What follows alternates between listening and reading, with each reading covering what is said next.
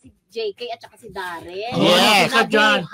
Nabuhay yung rivalry. nila, dahil nga pareho silang nag-guest doon sa Concert. Rocks, di ba? So, kinumpare ngayon kung sino daw ang pinaka... Well-uploaded. Ang sigawan. Di ba? Grabe daw yung tao dun sa JK. Yan na. Ang explanation naman ng iba, kasi maraming nakaka-relate mismo dun sa kanta ni JK. Sikat kasi yung kanta niya. Actually. Nakakasabay yung mga tao. Actually, yung kanta niya kasi sikat. And even Regine talagang feel na feel dun sa Mura part diba?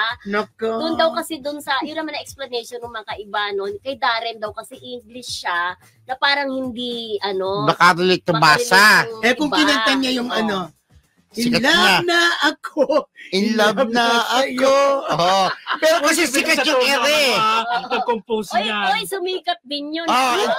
Diba? Kaya lang ngayon sabihin na natin na medyo mas panahon ngayon ni JK dahil nga yung singer talaga. Ere. Siguro friendship panahon sa pagkakaroon ng hit single.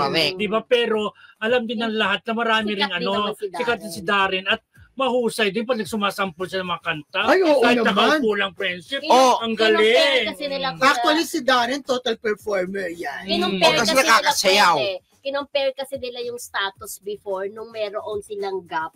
Parang dehadong-dekahado si JK. Kasi before dahil si Darren ang angat na angat that time, diba?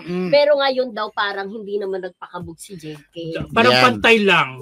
Pero feeling ko talaga, pagdating sa hit, talagang hit single, si JK talagang bongga, di ba? At hindi lang dito sa Pilipinas nag-hit ang kanta 3 bilyon, ikaw lang ang aking gusto.